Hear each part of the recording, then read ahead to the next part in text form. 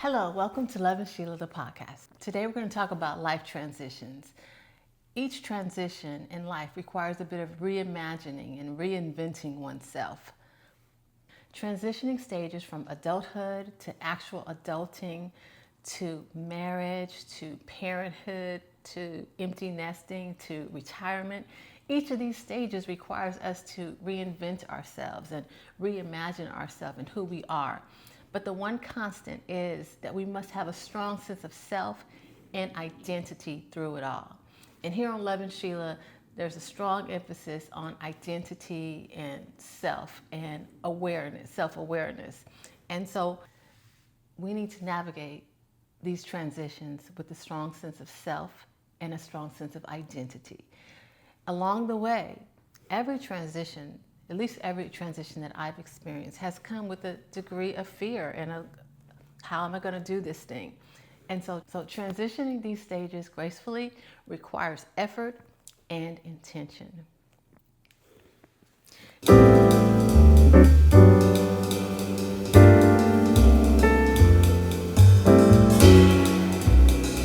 Before we go any further, let me introduce myself as Sheila. I'm Sheila, your host, and I am your run-of-the-mill, average, everyday girl who decided that she was no longer going to let life run her, but she's going to take control of her own life. Here I am, sharing with you how I am working to navigate life's challenges. So if you will, please take a moment and subscribe, a quick little click, subscribe today to our channel. We're going to talk about things that affect women daily. As I say often, it's real talk for the whole woman. So please do join me by subscribing today.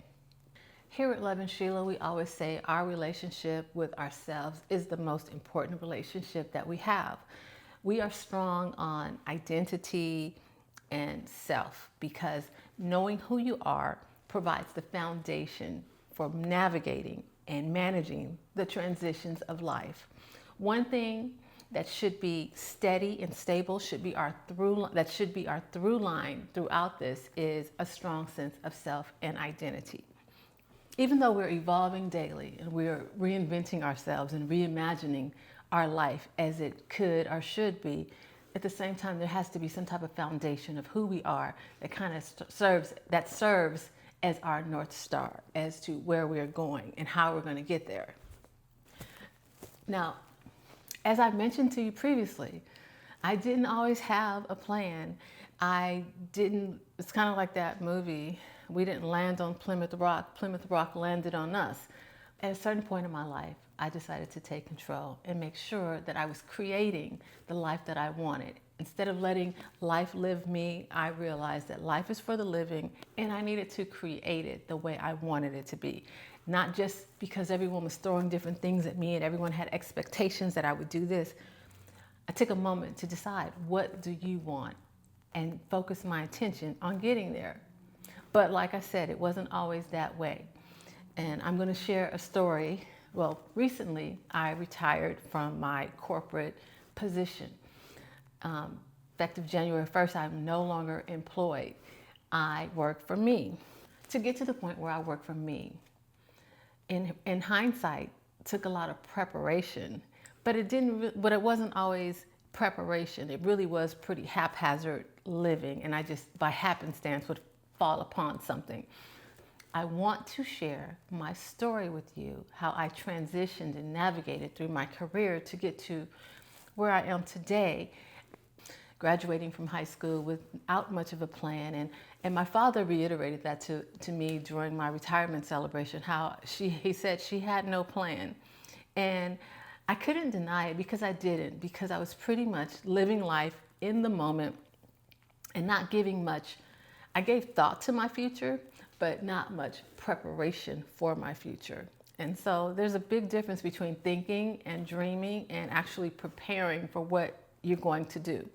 So that was the deficit. That was my valley. There were some things that I wanted, but I wasn't preparing myself and doing the things that I needed to do in order to get there. So it was just a dream, not much more than that. So anyway, at some point after I graduated from high school, my dad takes me and enrolls me into a local community college. And that was a turning point, because then I started to put the pieces together and say, okay, I would like this and I would like that, or to experience that. And I got to see families and two-parent households and things like that, and it just changed my perspective of life. And so I started to get a plan for how I would proceed and move forward. But in the process, I was working different jobs, and I was working at the bank, I was working at Foot Locker, I did some telemarketing for like 2 weeks, hated it, but I did a bunch of jobs. And then there was one day I went into the career center at my school, and I found a position, and it was just a customer service position. It was making $8 an hour, and I was like, yes, I have arrived. And so I interviewed for that position, and I got the job. And interestingly, since I had worked all these jobs previously, I was 20 years old, and I said to myself, I'm tired. I'm tired of floating back and forth and working here for 2 months and there for a month. I want to have some type of stability. This is what I was thinking at 20.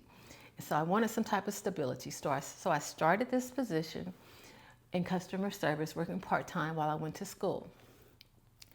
And little did I know that I would be retiring from there 35 years later. But it's interesting to me because I said to myself, I want some stability. And boy, did I get it. So during this time at this company, I transitioned through several stages of my life. I transitioned from being an adult to actually adulting, to getting married, to having a child, to raising the child, to empty nesting, all of that while at the same company. I needed a full-time job. I needed to start my career. So I put in an application for a career in sales. And I want to share this with you because I remember going into the interview, and they had several people that I knew, and I remember looking around. There's probably 30 people in that room, and I'm sure more people were interviewing at different times. And I remember looking around thinking, they're so much more qualified than me. Certainly, I was really doubting myself. But I went through the interview, and I actually got the position. And I was working in engineering department at the time, and I was thinking they're going to take people who are already in business development because I have no experience, I don't know anything. But evidently, I nailed the interview and I got the position. So I started my career in business development, in sales. And over the next couple years, I began to thrive, and I got several promotions. And at the same time, as getting those promotions, I also met my future husband. And so I was getting promoted, I was buying houses, I was doing all these different things. And then we got engaged. And then I got my last promotion. Got engaged this year, got my last promotion that year. Because what I found is that relationship took a lot from me, and it required quite a bit of my attention.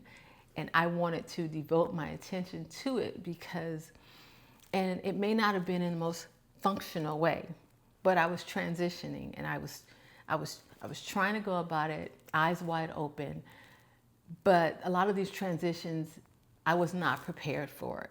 And so, I just wasn't prepared for them. And so with marriage and career, wasn't quite prepared.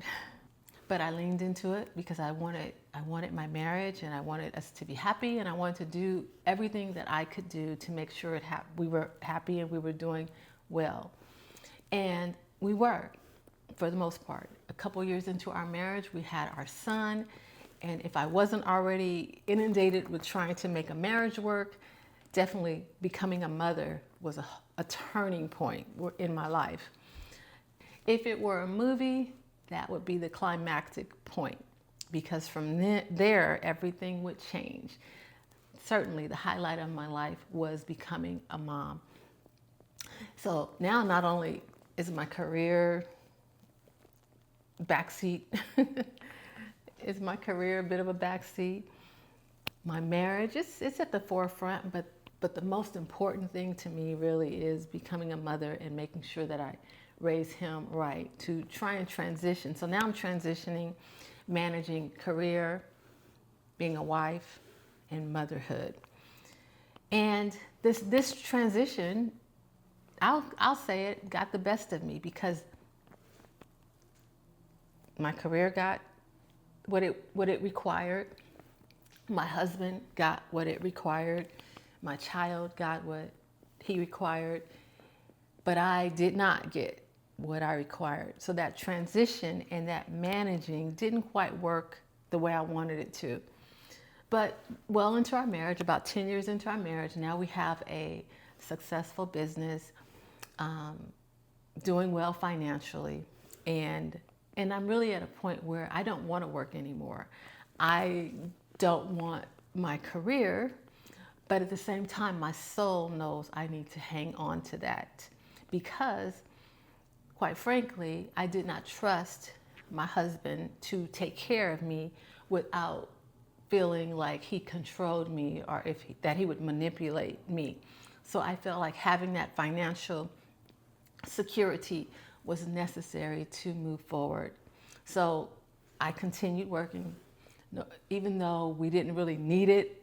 I may have been influenced by my community. Most of the women in our community were stay-at-home moms, and I wanted to do that too. I wanted to stay home and raise my son and try and take care of my house.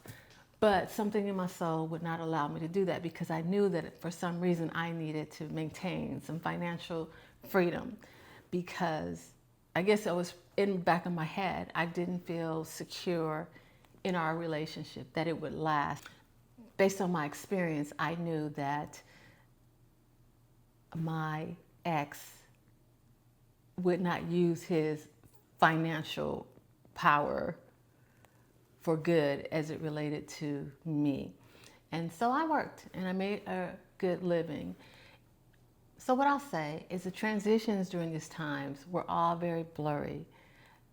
I can't say that I went into them open eyes, with plans, with foresight to see the future. Everything was kind of haphazard and I kind of jumped in and we'll figure it out along the way. So I got married and we'll figure it out along the way. I didn't really take inventory of who I was marrying and apply the statistics and the data that I had on who I was marrying. Didn't do that, just fell in love. I was working for a company that I started when I was in college, and I was like, okay, I'll stay here. Didn't really think about, okay, well, what do you really want to do? What's in your heart? What do you desire to do? That wasn't a consideration. And then we had our child. That was a consideration. I want to be a mommy at this point. So that was the only thing and probably because that was the only thing that I really went into with my eyes open, that's the only thing that I really invested and planned for and planned everything out. I always had a plan for my son. I wanted to send him to the best schools, the private schools. I always wanted the best for him. I always stressed the importance of education. And me working allowed me to send him to private schools. My career allowed me to invest in my son and give him the things that I wanted to give him. The things that my parents were not able to give me growing up, I was able to give him.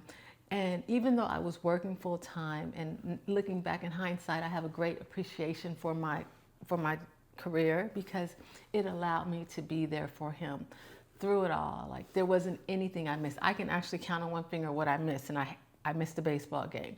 Through all those years of sports and performances and different things, I missed one thing, and I can still remember that. But I appreciate that because my career, what I chose to do, allowed me the freedom to be available, to make my own schedule, to be available, to be with my son, which was my priority.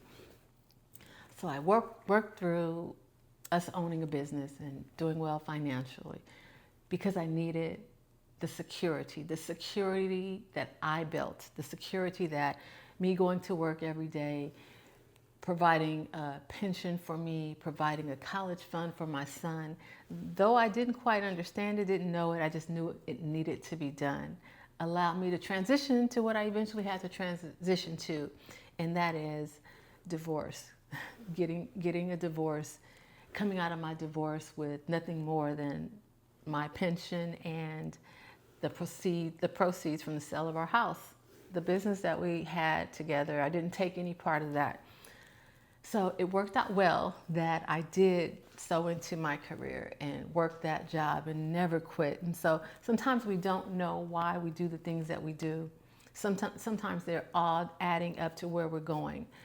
But looking back in retrospect, I see, like I said previously, I was able to be there, to be an active participant with my son and his life and his upbringing. And even though I was a full-time working mom, I was still there and was able to be present through it all. And at the same time, build up some type of financial freedom that would take care of me once I was no longer a married woman. And so today I sit before you and I have left my employer, the same employer that I went and interviewed with 20 years ago, 35 years ago, when I was a college student. And so now I've spent 35 years there. Now I am retired and I'm transitioning into this next phase of my life, which some would call retirement. And I'm going to call it, I work for me. I do what I want to do. I am creating the life that I want to create. I've sown into all the different responsibilities that I've had over the years, and now it's my time. So if you find yourself in the state where it is now your time, let's remember it's our time to reinvent, to reimagine, to recognize our capabilities and start applying them to the life that we want. Because every day that I wake up now is dedicated to creating the life that I want. I don't have to spend any time on anything outside of that. It's all about me and who I choose or who I allow to be a part of this life with me. I feel like my retirement from my former employer was another divorce for me. Just like my previous divorce, it gave me a chance to look at me and to see who I am and what I want, and to focus all of my attention on precisely that. Who are you? What do you want? Because you don't have to do the things that you don't want to do anymore, because you have prepared and you have sown into your life and you have invested into the things that will carry you for the remainder of your life. So it's definitely a good feeling, but it's not the end. And that's what I want to say. I have a new thought for retirement. I don't think of retirement as just, I'm going to go get a job at Home Depot or Lowe's or Walmart. No, it's time for me to do exactly what I want to do. And what I didn't realize, in the last year I said to myself, I don't do what I don't want to do. And that was really just as far as engagements and going places and doing things or seeing people. If I don't want to do it, I don't do it. But I still have to go to work. Now I don't even have to do that. So now I'm in a totally different place where it's all about what do you want. And so I'll say to us today, we work hard, we transition through all these different stages of life, and we're learning as we go. And it takes us to get to a certain point in our life to where we actually get it. That's the benefit of maturity. At the same time, I'm hoping that young women are listening to this. So you can see, my hope is that you'll see. I said I entered into marriage not giving much thought to me. I entered into my career not giving much thought to me. It worked out for me, but it didn't have to be like that. You have choices, you can make decisions, and you can design this the way you want. You can invest where you want to invest, not just because you just happen to be there. So be very deliberate and intentional about what you want to do. It can work out just like it did for me in a different way, because I wasn't necessarily deliberate and intentional. But if this catches you when you're at that age where you're making these decisions, be intentional, be deliberate about every move that you make. You are positioning yourself for every transition that you make. Just like I position myself for those transitions, like the most important, since I started late, I didn't position myself well for all of those transitions. But this latest transition, this transition into retirement, this transition to doing what I want, I have been positioning myself over the last 2 years. There came a day where my employer was making some changes and I just said, I don't want to do that. I don't want to do that. And I looked at my financial situation. I said, can you say no? So I put myself in a position to where I could say no. I don't want to do that. I don't have to do that. And so now I'm positioning myself for transitions. I am prepared for transitions. I'm not just landing there saying, what am I going to do? So I encourage you, as you're going through these different transitions, make sure that you're mindful, make sure that you're thinking things through, make sure that you have a plan. One thing in my life I always had a plan for, and that is my child. I had a plan every step of the way as far as daycare, education, sports, music, college, you name it, I had a plan. He even told me, Mommy, you're Batman. You always have a plan. Backup plans. If I didn't, I had the plan and the backup plan and the double backup, triple backup plan. I had it all. That's the one thing that I had a plan for. That is my most creative work, my poeme, I like to say, my workmanship. And he's turned out very well, and he's forged his own way, but we had a plan. And so I've been free to reinvent and to reimagine who I am. Though there's some things that are consistent. I'm still a mommy, I'm still an empty nester, I'm still a lover of my family, I'm still all those things.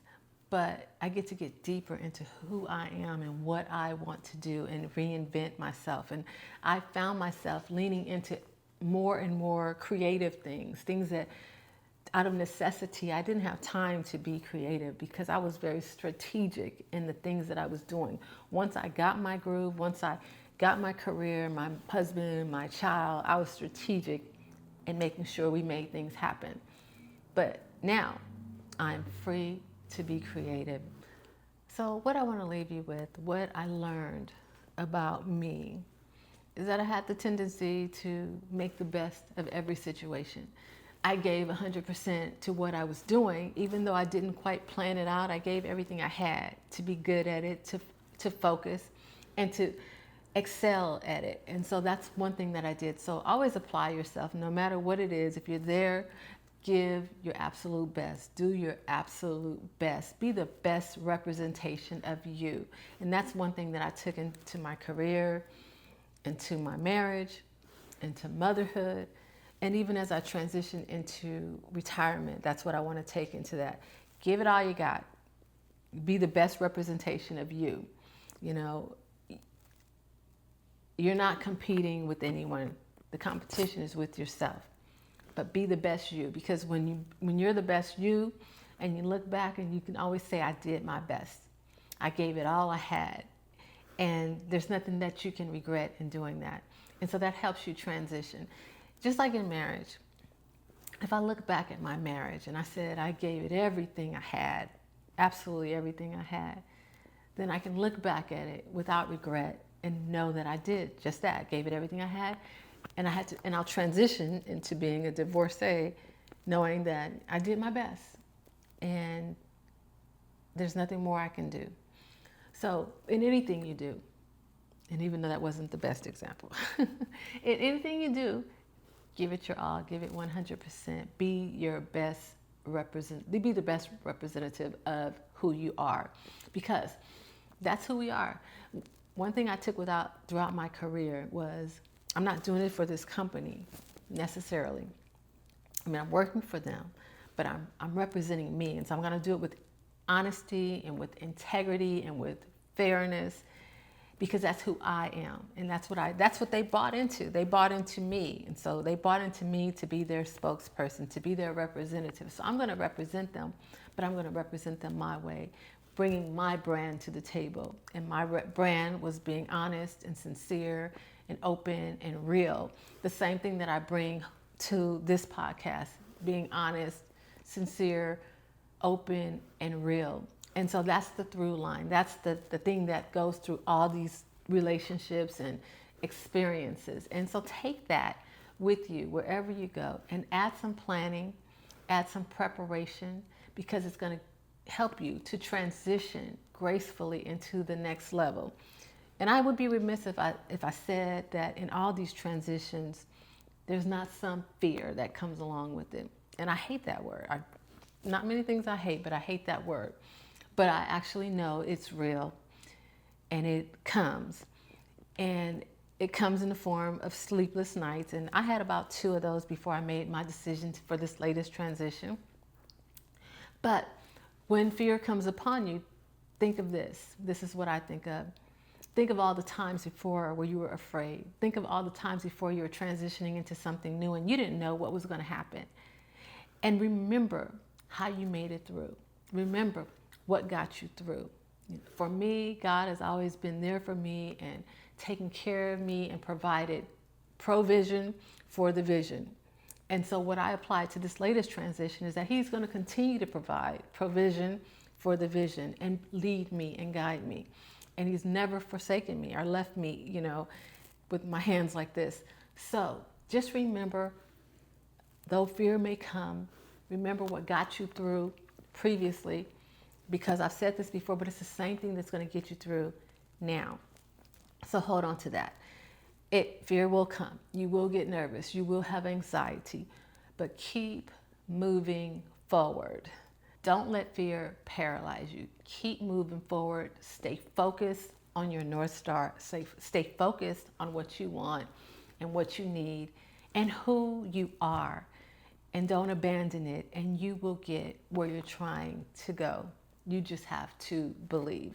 This is a story I've been wanting to tell you. Moving toward retirement, moving from working for someone to working for me, because everything now is working for me. And so this is a huge transition for me. But I take this on with excitement, kind of thrill, like anticipating, not anxious, but anticipating what's going to happen next. What am I going to do?